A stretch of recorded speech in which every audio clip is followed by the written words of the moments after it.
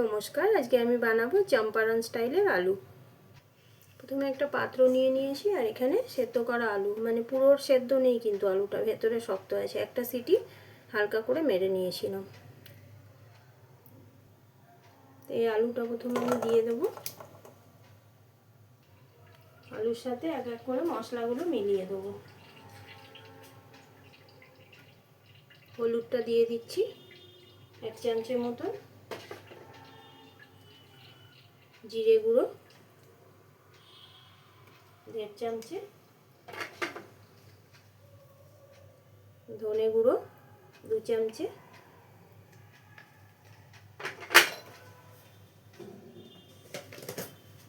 স্বাদ মতো নুন দিয়ে দেবো,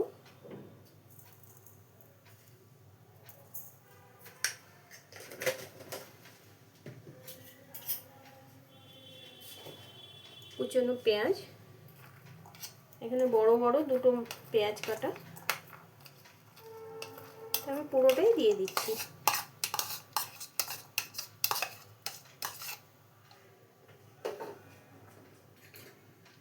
কুচনো 5টা লঙ্কা, ঝালটা নিজেদের মতো করে নেবে।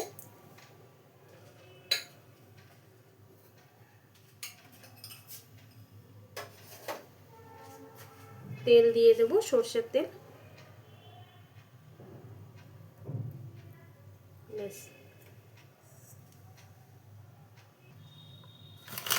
কসুরি মেথি দিয়ে দেব এতটা।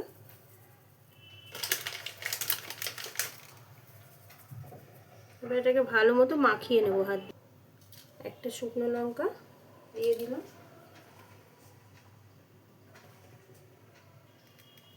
কাশ্মীরি রেড চিলি পাউডার কিছুটা দিয়ে দেব রঙের জন্য,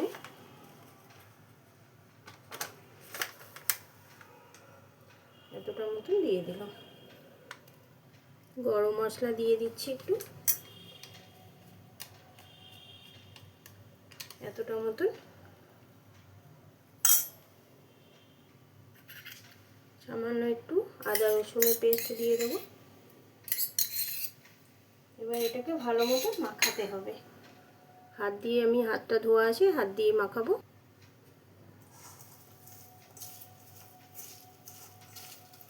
এটা খেতে দারুণ লাগে। আর স্টিম একদম কম করে ঢাকা দিয়ে এটাকে করতে হবে। 15 থেকে 20 মিনিট পর্যন্ত লাগবে করতে। এটা মাখানো হচ্ছে, তাতে এত সুন্দর গন্ধ ছাড়ছে। এটাকে মেখে 5 মিনিট আমি ঢাকা দিয়ে রেখে দেবো। চম্পারন স্টাইলের যে আলুটা, অ্যাকচুয়ালি এটা বানানো হচ্ছে মাটির হাঁড়িতে, আর কয়লা বা কাঠের স্টিমে বানাতে হয়। তো আমার কাছে তো আর ওগুলো নেই, তাই আমি কড়াইতেই বানাবো, কিন্তু ঢাকা দিয়ে, এটা খুলবো না। 20 মিনিট পর্যন্ত ঢাকা দিয়ে এটা স্টিমেই হবে, আর কম স্টিম করে বানাবো আমি এটাকে। এটার মধ্যে সামান্য একটু তেল দিয়ে দেবো, সর্ষের তেল। এটা গরম, এটাকে আমি 5 মিনিট ঢেকে রেখেছিলাম। তেলটা গরম হয়ে গেছে, এর মধ্যে এগুলো এখন দিয়ে দেবো করে।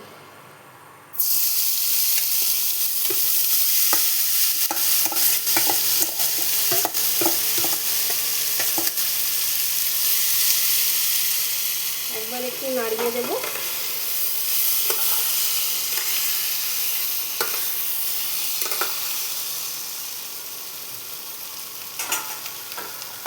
এটার মধ্যে কটা গোটা রসুন আমি ছাড়িয়ে রেখেছিলাম, রসুনটা দিয়ে দেবো, এটাতে আরও মানে স্বাদটা খুব সুন্দর বেড়ে যায়। এবার এই যে মশলা বাটি ধোয়া জলটা আমি দিয়ে দেবো। ব্যাস, আর কিচ্ছু করতে হবে না। এবার ঢাকা চাপা দিয়ে দেবো। এবার এই ঢাকাটা আমি চাপা দিয়ে দেবো। ব্যাস, আর এটা ঢাকা 15 মিনিট পরে এবার ঢাকাটা তুলবো। আর স্টিমটা একদম কম, 100-তে দেওয়া আছে। এবার আস্তে আস্তে এটা হতে থাকবে। ওই যে এখন 15 মিনিট পরে আমি ঢাকনাটা উঠাবো। তার আগে আমি এক ফোঁটাও ঢাকনা ওঠাইনি।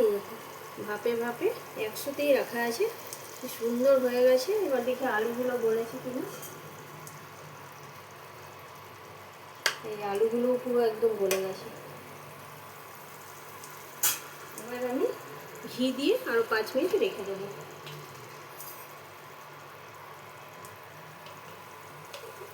শুক্তোটার মধ্যে ঘি দিয়ে দিচ্ছি। মানে এত সুন্দর গন্ধ বেরিয়েছে, মানে মাংসও ফেল করবে। আরও 5 মিনিট এটা ঢাকা দিয়ে রেখে দেবো, মানে রান্না আমার পুরো কমপ্লিট। 5 মিনিট পরে যে ঘিটা দিয়েছিলাম, পুরো রান্না কমপ্লিট। এবার আমি বন্ধ করে দেবো। পুরো রান্নাটা ঢাকাতে দেওয়া হয়েছে আর আমি একবার শুধু নাড়িয়েছিলাম। রান্না আমার কমপ্লিট। এবার আমি সার্ভ করব। রান্না রেডি, আমি সার্ভ করে নিচ্ছি। রান্নার কালারটা দেখুন কি সুন্দর এসছে।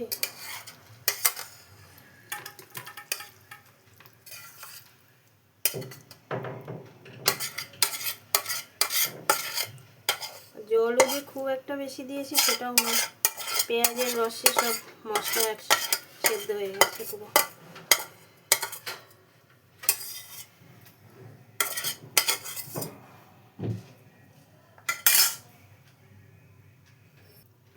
চম্পারন স্টাইলের আলু আমার রান্না হয়ে গেছে। কালারটা কি সুন্দর এসছে আর খুব সুন্দর গন্ধ ছাড়ছে। এটা রুটি, পরোটা, ভাত দিয়েও ভালো লাগবে খেতে। ভিডিওটা ভালো লাগলে একটা লাইক করে দেবেন।